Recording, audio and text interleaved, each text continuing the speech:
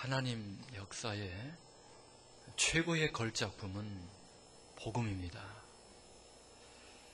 이 땅에 예수님께서 오실 때 천사가 말했죠. 내가 온 백성에게 미칠 큰 기쁨의 좋은 소식을 너희에게 전하노라. 모든 사람에게 미치는 큰 기쁨의 좋은 소식. 마귀가요, 이거를 제일 싫어해요. 고린도후서 4장에 보면은 이런 말씀이 있습니다. 만일 우리의 복음이 가리였으면 망하는 자들에게 가리어진 것이라. 그 중에 이 세상 신이 믿지 아니하는 자들의 마음을 혼미하게 하여. 이 세상 신은 마귀입니다. 마귀가 사람들의 마음을 혼미하게 했다. 이 혼미하게 했다는 것은 블라인드를 쳤다 하는 거예요. 커튼을 쳤다. 그래서 하나님의 복음의 영광, 그 복음의 광채를 살짝 가렸다는 거예요. 이게 문제입니다. 우리가 해야 될 일은 가리고 있는 이 블라인드, 혼미하게 한 것을 거두고 그 안에 감추어져 있는 복음의 영광을 다시 볼 수 있기를 원합니다. 그럼 복음이 뭐냐? 오늘 말씀에서 분명히 증거하고 있어요. 1절을 보세요. 복음이 뭔가? 형제들아, 내가 너에게 전한 복음. 바울이 고린도 교인들에게 전한 복음. 그리고 너희가 받은 것. 고린도 교인들이 받은 것.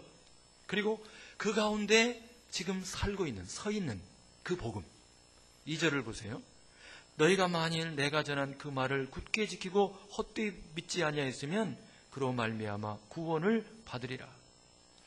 이 복음을 굳게 지키고 헛되이 믿지 않으면 구원받는다.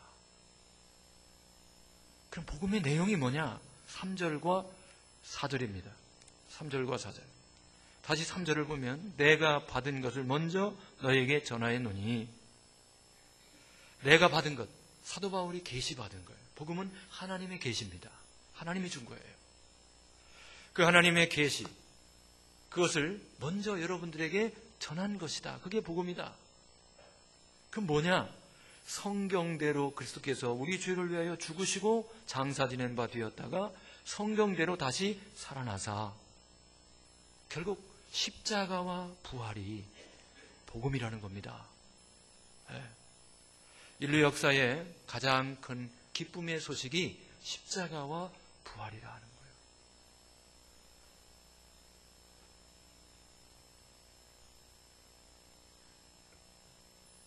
그럼 우리가 한번 스스로 생각해 보세요. 정말 내가 십자가와 부활을 보고 요즘 기뻐하고 있는가? 기쁜 소식이라고 하는데 지금도 십자가와 부활 제가 이렇게 말씀하는데 들을 때 정말 기쁜 소식일까? 옆 사람한테 기쁘세요? 하고 물어보세요. 정말 기쁘세요? 정말 기쁘세요? 자, 우리가 전도할 때 사람들이 묻습니다. 정말 천국 있나요? 하나님 있나요? 확실한가요? 정말 목에 칼이 들어와도 믿을 수 있나요? 근데 이 복음이요, 우리 안에서 감격적이지 못한 이유가 하나 있어요. 그거는 내 안에 복음이 크게 자리를 못 잡고 있기 때문에 그래요. 여러분, 오페라를 감상하려면 우선 내 안에 오페라가 있어야 돼요. 믿습니까? 세상의 모든 것이 다 그래요. 술을 즐기려면 내 안에 술이 있어야 돼. 술 맛 경험이 있어야 돼. 뭐든지 그래요. 내 안에 복음이 없고 복음의 그 충만함이 없고 맨 다른 것들만 꽉 차 있다가 어쩌다가 십자가 부활하면 냉랭하죠. 우리의 마음에 복음으로 꽉 차 있기를 축원합니다. 그래서 오늘 한 번 더 반복하려고 그래요. 사도행전 17장에 이런 말씀이 있죠. 알지 못하던 시대에는 하나님이 간과하셨거니와 이제는 어디든지 사람에게 다 명하사 회개하라 하셨으니 이는 정하신 사람으로 하여금 천하를 공의로 심판할 날을 작정하시고 이에 그를 죽은 자 가운데서 다시 살리신 것으로 모든 사람에게 믿을 만한 증거를 주셨다. 예수님이 죽으시고 부활한 사건을 통해서 모든 사람이 믿을 만한 증거를 갖게 됐다. 이 부활을 바라볼 때 우리는 보이지 않는 세계, 보이지 않는 세계의 문고리가 뭐냐면요, 부활이에요. 왜냐하면 부활은 하나님만 할 수 있습니다. 너희가 죽인 예수를 하나님이 살리셨도다. 그러니까 부활은 역사적 사건이죠. 그 역사적 사건인 부활을 믿으면 예수님을 살리신 하나님을 믿게 되고, 하나님이 계신 천국을 믿게 되고, 또한 지옥을 믿게 되고, 천군과 천사를 믿게 되고, 마귀를 믿게 되고, 하나님의 모든 말씀을 자동으로 믿게 됨을 알기 바랍니다. 이 보이지 않는 영적 세계의 문고리가 뭐라고요? 부활이에요. 부활. 네. 이사야 9장에 보면 한 아기가 태어난다고 그랬어요. 한 사람이 태어나요. 그런데 사람으로 태어났는데 하나님이 돼요. 신기한 말씀이 있어요. 이는 한 아기가 우리에게 낳고 한 아들을 우리에게 주신 바 되었는데 그의 어깨에는 정사를 메었고 그의 이름은 기묘자라 모사라 전능하신 하나님이라 영존하시는 아버지라 평강의 왕이라 할 것입니다. 이 땅에 사람이 아기가 태어났는데 하나님이래요. 놀라운 역사입니다. 그분이 누구예요? 예수님이시다. 예수님께서 많은 교훈을 사람들에게 가르칠 때 사람들이 잘 들었어요. 많은 무리가 따라다니면서 들었습니다. 근데 사람들이 알레르기 반응을 일으킨 게 있는데 예수님께서 내가 하늘에서 내려왔다. 나는 하나님의 아들이다. 내가 하나님과 동등비다. 바로 내가 하나님이다. 이렇게 말씀하시면 사람들이 막 치를 떨었어요. 예수님을 죽이려고 했습니다. 우리는 성경을 통해서 그 당시 그 복음서에서 그런 내용을 볼 때 아이고 사람들 참 이렇게 믿음이 없어갖고 어떻게 하나. 그런데 생각해 보세요.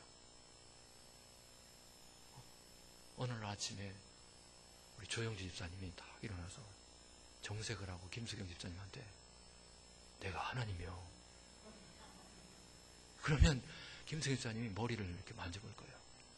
열이 있나. 제가 목양실에 있는데 집사님 한 분이 찾아와가지고는 목사님 사실 제가 하나님입니다. 그러면 제가 어떻게 하겠어요?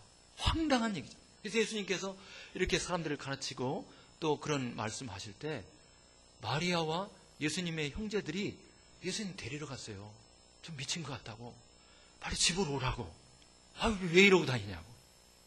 그게 정상이에요. 그러지 않겠어요? 한 아기가 태어났는데 그분이 하나님이시다. 참 믿기 어려운 거죠. 이걸 누가 믿겠어요? 그러나 특별히 하나님이 은혜를 주셔서 제자들에게는 그걸 좀 깨닫게 한 때가 있었어요. 어느 날 예수님께서 제자들한테 너희는 나를 누구라고 하느냐 할 때 베드로가 주는 그리스도시요 하나님의 아들이십니다. 하나님의 아들은 하나님과 동격입니다. 하나님이십니다. 이런 고백을 했어요. 그때 예수님께서 복이 있도다. 이거를 알게 한 것은 하나님이다 하고 축복했습니다. 마지막 날 밤 예수님께서 이제 뭔가 이렇게 심상치 않은 말씀하실 때 제자들이 우리 예수님께서 죽는 데 가신다 하더라도 우리는 결코 배반하지 않겠습니다. 목숨 걸고 예수님 따르겠습니다. 그랬어요. 조금 있다가 예수님이 고난을 당할 때 다 도망가고 베드로는 3번이나 예수님을 부인했어요. 그러니까 잠깐 하나님의 은혜로 정말 예수님이 그리스도시고 하나님의 아들이시고 하나님이심을 고백한 적도 있었지만은 그러나 그 믿음은 아직까지도 약했다는 거예요. 그러나 예수님께서 죽으시고 사흘 만에 부활하신 뒤에 부활하신 예수님을 다 제자들이 목격한 뒤에는 달라졌죠. 그리고 하나님과 영적인 세계를 확실하게 믿게 된 줄로 믿습니다. 그 믿음의 문고리가 뭐라고요?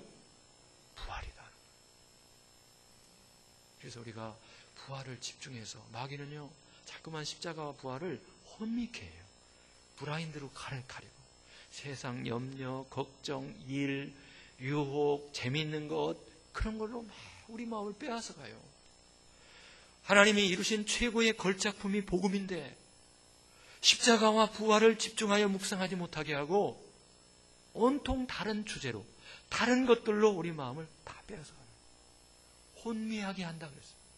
그래서 영광의 주님의 광채를 못 보게 한다는 거예요. 우리는 볼 수 있기를 원합니다. 주목하기를 축원합니다. 신념과 믿음의 차이가 있어요. 여기 물병이 있는데 물병을 이렇게 놓고 이 주보로 이렇게 딱 가려놓고요. 여기 물병 있니? 나한테 물어보면 물병 있지. 아까 있었어. 있어. 확실히 있어. 정말 있어? 있지. 근데 여기다 이렇게 가려놓고 여기 물병 있어. 딴 사람이 나한테 있어. 1년 동안 얘기를 해요. 계속 물병 있다고. 그러면 있는 것 같아. 네. 근데 이제 문제는 누가 내 목에 칼을 딱 들이대고 여기 물병 있는 거 맞아? 있다고 그러죠. 있어. 확실해. 없으면 죽여도 돼? 그래. 뭐 그걸로 죽을 일은 아니지만 그래. 있어. 근데 이쪽에 놓고 정말 목에 칼을 대고 물병 있니 하면 본 적이 있어야지. 그때는 몰라. 이렇게 얘기한단 말이죠. 이쪽이 믿음이고 이쪽이 신념이에요. 하나님께서 연약한 우리들이 이 불신의 세상에서 믿도록 하기 위해서 어설프게 해놓고 믿게 하겠냐 이거예요. 확실한 증거를 주고 믿게 하실 줄로 믿습니다. 확실한 증거를 줘도 잘 안 믿는 세상 아닙니까? 그 확실한 증거가 뭐예요? 부활이다 이거예요. 예수님이 부활하신 이 놀라운 사건을 통해서 하나님의 아들로 선포되셨고 하나님의 아들이심을 확증하신 줄로 믿습니다. 원래 기독교는 계시의 종교예요. 하나님께서 먼저 우리에게 가르쳐 주시고 거기에 대해서 우리가 반응하는 것이 기독교입니다. 하나님이 계시를 안 했는데 하나님이 뭔가를 주지 않았는데 내가 거기에 반응할 수는 없죠. 하나님께서 우리에게 믿을 수 있도록 예수님의 십자가와 부활을 통해서 확증해 놓고 믿게 하신 거예요. 의심 많은 제자 도마도 예수님이 딱 부활한 그 모습으로 자기에 나타났을 때 더 이상 다른 의심 안 했죠. 나의 주, 나의 하나님이십니다. 하나님이 확실한 증거를 대니까, 예수님이 확실한 증거를 대니까 믿은 거예요. 그럼 오늘날 우리도 부활하신 예수님이 각각 이게 나타나야 되냐? 그렇게까지 할 필요 없어요. 이미 성경대로 예수님께서 죽으시고 부활하시고 부활하신 예수님을 충분히 목격한 사람들이 많고, 지금 전방에 북한군이 이렇게 왔다 간 것도 막 사람들이 혹시 무슨 거짓말이 없는가 하고 막 이렇게 뒤지고 저렇게 뒤지고 막 그러잖아요. 기독교를 얼마나 수천 년 동안 핍박했습니까? 그 핍박한 사람들이 부활이 거짓이었으면 벌써 밝혀냈을 거예요. 확실한 역사적 사건임을 믿습니다. 지금 누가 의심하지 않잖아요. 다 그 인정하잖아요. 그래서 부활하신 사건을 본 것이 사실 신앙의 전부예요. 그래서 오늘 말씀 보면 복음이 대단한 논리로 이렇게 전개될 줄 알았더니 예수님의 십자가와 부활이고, 그 다음부터 나오는 말씀이 뭐예요? 5절에 보니까 게바에게 보이시고 후에 12 제자에게와 6절 다 같이 읽습니다. 그 후에 500의 형제에게 일시에 보이셨나니 그 중에 지금까지 대다수는 살아있고 어떤 사람은 잠들었으며 그 후에 야곱에게 보이셨으며 그 후에 모든 사도에게와 맨 나중에 만삭되지 못하여 난 자 같은 에게도 보이셨느니라. 이 보이셨다고 하는 것이 뭐 그렇게 중요한지, 보이셨다 이걸로 끝내는지.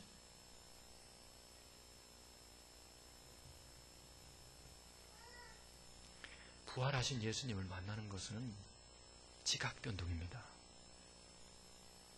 천지개벽의 사건이에요. 그렇게 믿으시기 바랍니다. 사도 바울이 기독교에 박해자 했잖아요. 예수 믿는 사람들을 결박하고 그러다가 재판하고 죽이려고 하는 목적으로 그렇게 다메섹을 향해서 가고 있었어요. 다메섹을 이렇게 가고 있는데 다메섹 지역의 개그 콘서트에서 4가지 그런 거 있더라고요. 뚱뚱한 사람을 왜 싫어하냐? 촌스러운 사람을 왜 싫어하냐?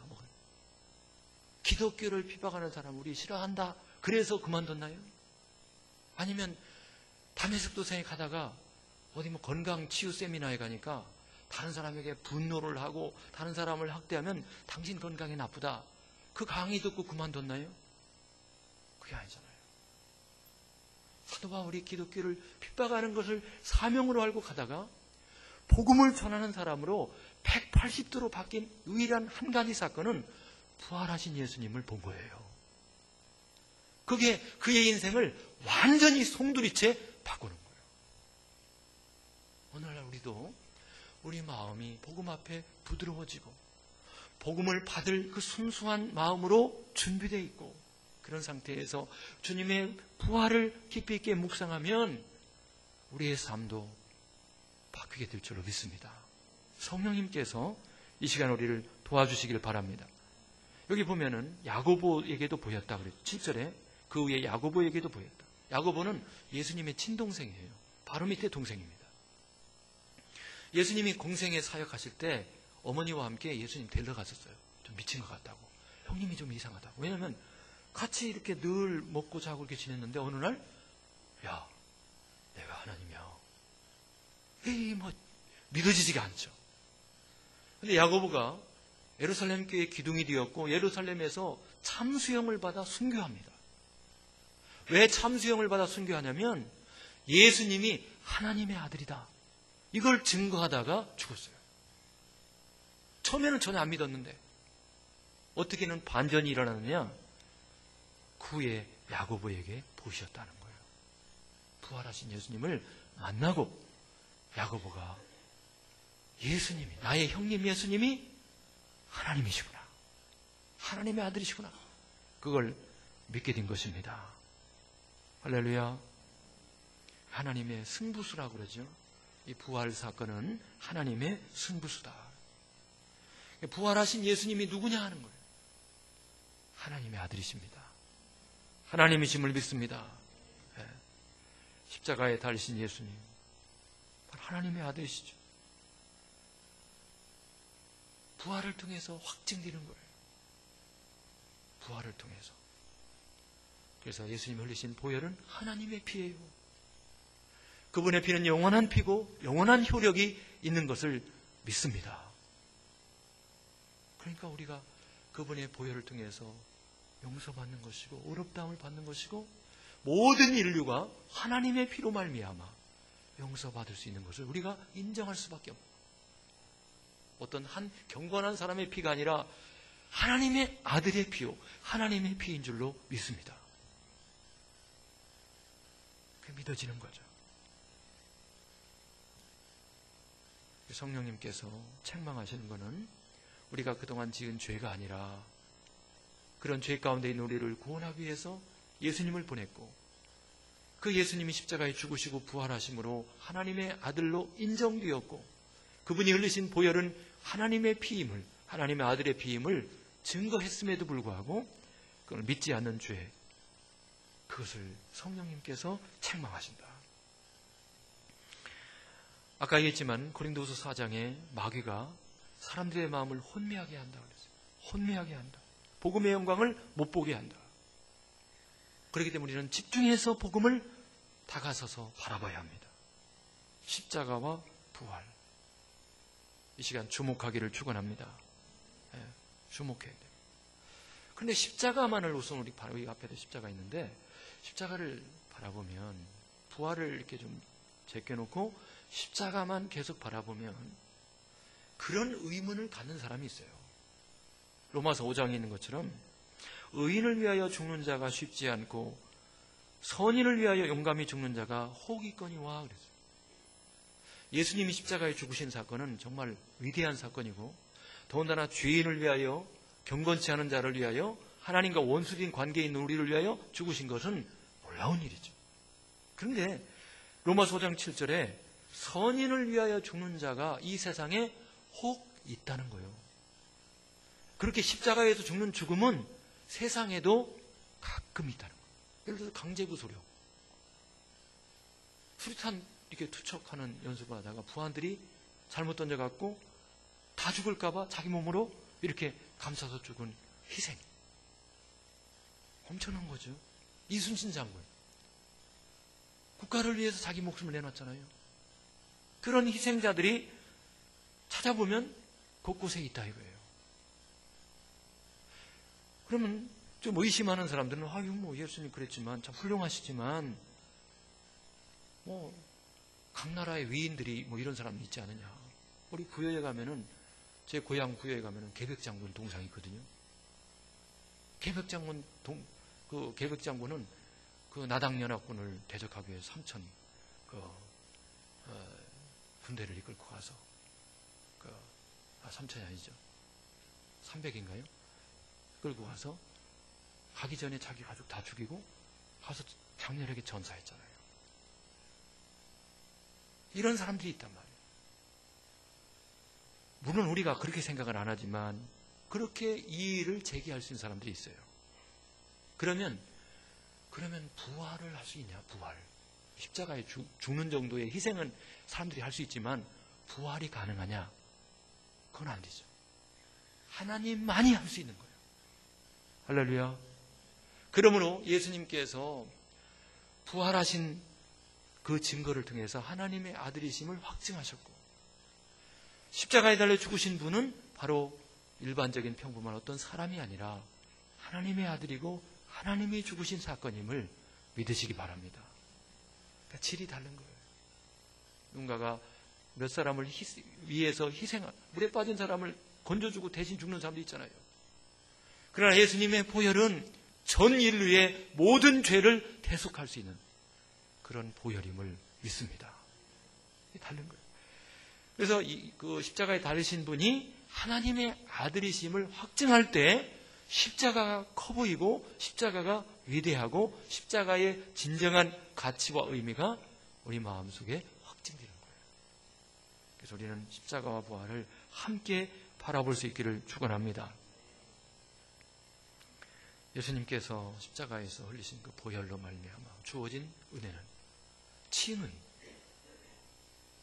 그리고 하나님의 자녀가 되는 축복, 영생, 하나님과 화목되는 은혜 이런 모든 축복들이 십자가를 통해서 이루어진 겁니다.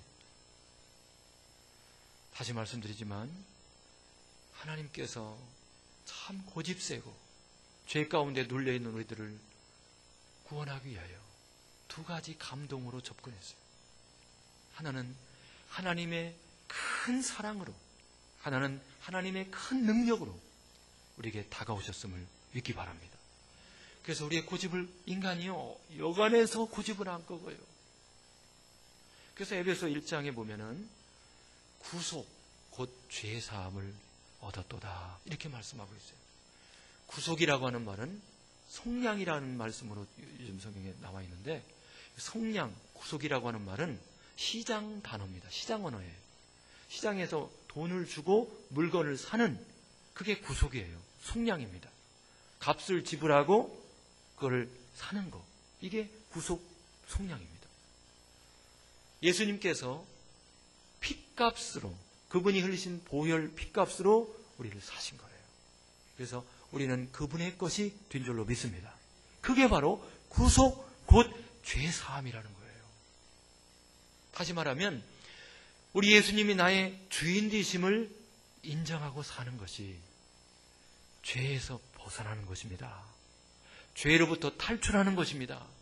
죄가 뭐냐면요, 마귀에게 속아가지고 내가 주인 노릇하는 거예요. 마귀는요, 이 고단수입니다. 우리가 지금 정신 차리고 잘 마귀의 흥정에 넘어가지 말고 이 시간 다시 한번 계산하기를 바랍니다. 마귀는 어떻게 접근하냐면, 야, 내 인생 내가 주인이야.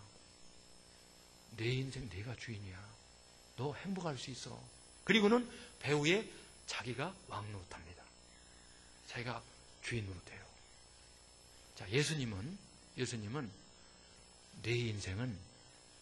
내 인생의 주인은 나야.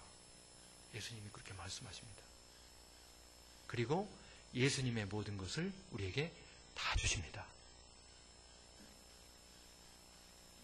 어떤 걸 택하겠어요? 1번, 2번. 1번이 좋잖아요. 내 인생 내가 주인이지.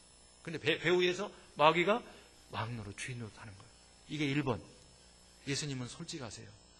내 인생의 주인은 나야. 예수님이 주인인 것을 우리가 믿고 따를 때 그분의 모든 것을 우리에게 다 주세요. 2번이 좋아요? 1번이 좋아요? 2번이 좋죠. 근데 좋은데 잘 안 해요. 고집이 세가지고. 예수님이 주인 되심을 우리가 온전히 신뢰할 때 모든 제자 훈련은, 그리스도인의 삶은 자원함으로 기쁨으로 자연스럽게 이루어져요. 자원함으로 기쁨으로 자연스럽게 이루어져요. 그런데 내가 예수님의 주인 되심을 인정하지 않으면 주님의 제자 되는 훈련 하나만 적용하려고 해도 몇 년을 이루어야 될지 몰라요. 정직하게 살아라. 이거 하나 이루려고 해도 몇 년을 이루어야 될지 몰라요. 근데 예수님의 주인 되심만 확립되면은 부지런해라, 정직해라, 성경 읽어라, 기도 이런 말 할 필요가 없어요. 자동으로, 기쁨으로, 자원함으로 다 이루어짐을 믿으시기 바랍니다. 여기에 영적 싸움이 있는 거예요. 영적 싸움. 그래서 예수님의 주인 되심이 확립되는 것이 중요한데, 이것이 자연스럽게 확립되는 비결이 뭐냐면, 마귀가 복음의 영광을 브라인드로 가린 것을 열고 예수님의 십자가와 부활을 반복적으로 다가서서 묵상하면 예수님의 주인 되심을 우리가 고백하게 돼 있고 인정하게 돼 있음을 믿으시기 바랍니다. 그리고요, 심지어는 내가 예수님의 주인 되심을 인정하지 않고 사는 것이 얼마나 불법이고 또 그것이 얼마나 어리석은 삶인가를 스스로 알게 됩니다. 빌립보서 2장에 보면 사도 바울이 그런 말씀합니다. 우리 예수님은 본래 하나님과 동등된 분이었다. 그러나 그분이 종의 형체로 사람이 되셨고 십자가에 죽기까지 자기를 낮추셨다.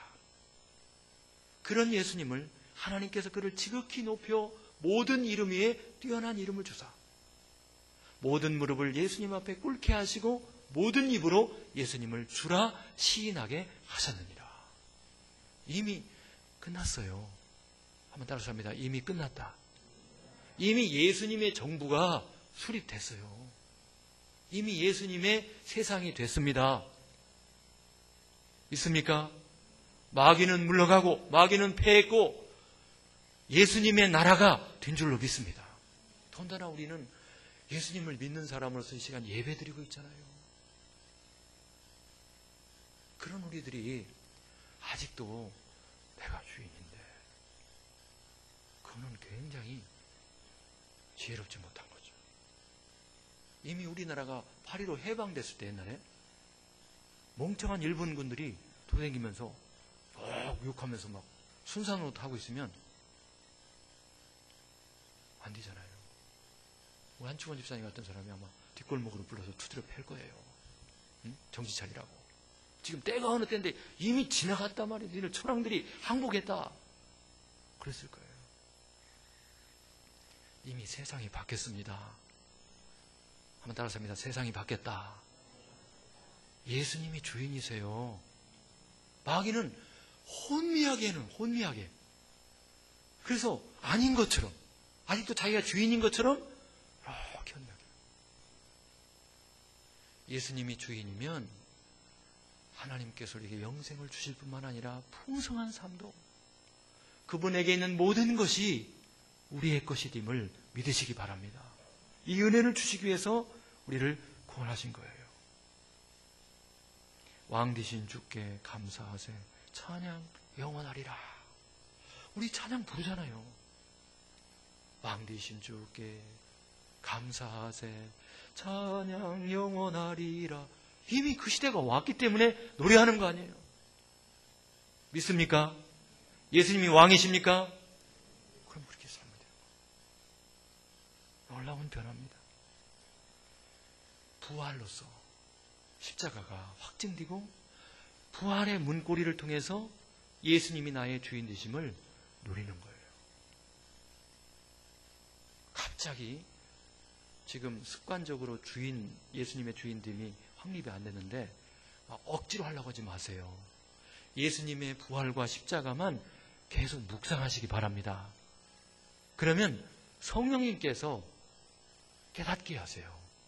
그리고 누리게 하십니다. 사실을 우리가 집중해서 바라보고 믿으면 성령님이 도와주세요. 그런 삶을 살게 하실 줄로 믿으시기 바랍니다. 주기철 목사님의 손자 주승중 교수라고 있어요. 장신대 교수, 설교학과 예배학을 가르치는 교수인데 최근에 주한장로교회 나겸일 목사님 섬겼던 그 주한장로교회 담임 목사님으로 선임이 됐어요. 나이는 저하고 같더라고요. 할아버지를 훌륭한 분 뒀기 때문에 이렇게 엄청난 큰 교회죠. 주한장로교회 담임 목사로 부임했습니다. 이분이 학교에서 가르칠 때 예배학에서 이런 강의를 했습니다. 우리가 교회력과 관련하여 초대교회 역사를 살펴보면 초대교회는 매 주일을 부활을 위한 축제의 날로 지켰다. 그들은 오늘과 같은 완전한 교회력은 없었지만 주님의 부활에 초점을 맞춘 매 주일의 예배는 작은 부활절과 같았다. 특별히 이들이 맞는 주일은 언제나 부활과 연관을 지었기 때문에 기쁨과 감사와 승리의 축제 예배를 드리는 전반적인 분위기였다. 비록 그들은 심한 박해에 시달리는 현실에 있으면서도 날마다 주의 날을 기다리고 주일에 모이며 그분의 부활하심을 축하하며 기쁨과 소망을 가지고 예배를 드렸던 것이다. 특별히 유대인들은 안식일을 생명처럼 지키는 민족인데 바꿨어요. 주일로 지켰어요. 왜냐하면 부활을 축하하고 기념하기 위해서. 그런데 문제는 세월이 지나면서 언제부턴가 부활절에만 부활을 기념하게 됐다는 거예요. 기독교가. 그래서 무덤에 머물러 예수 내 구주 이 부활 찬송이 부활주일 전날 불러도 어색하고 부활절이 지난 다음 주에 부활 찬송을 부르면 시대에 뒤떨어진 것 같고 이런 분위기가 되죠. 오늘 예를 들어서 우리가 부활 찬송을 부르면 이상하다고 생각할 거예요. 그런데 초대교회는 매 주일을 작은 부활절로 지켰다는 거예요. 우리 교회가 그렇게 되기를 축원합니다. 마귀가 마지막 가리는 그 커튼이 있어요. 블라인드. 마지막 가리는 블라인드. 그게 바로 부활이에요. 왜냐하면 예수님이 부활함으로써 하나님의 아들로 인정됐잖아요. 곧 하나님으로 왕으로 인정된 거예요. 우리의 주인으로. 마귀의 마지막 붙잡고 있고 싶어하는 그것이 뭐냐면 자기가 왕 노릇하는 거예요. 그런데 예수님이 왕이라고 하면 자기 망하잖아요. 사람들에게 그 커튼을 두려운 거예요. 예수님의 하나님 되심, 예수님이 나의 주인 되심만 숨기는 거예요. 신앙생활 열심히 해도 된다. 그러나 아직도 내가 주인이고 예수님이 주인이 아니야 하고는 자기가 배후에서 주인으로 태우는 거예요. 그거를 끝까지 즐기고 싶은 거예요. 마귀는. 이거를 걷어내기를 축원합니다. 할렐루야. 걷어내자고.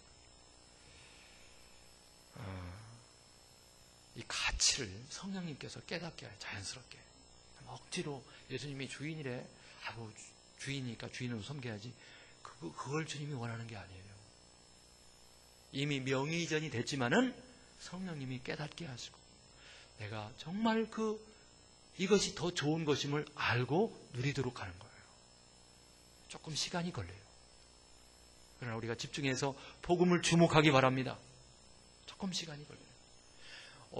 아주 어린아이들이 할머니가 오셨다가 5만 원짜리를 딱 주고 애들한테 주고 그러고 가셔요. 그러면 틀림없이 엄마가 1,000원짜리 2장 딱 주면서 바꾸자 그래요. 애들이 바꿔요. 왜? 2장이니까. 2장인데 안 바꿔요? 얼른 바꾸죠.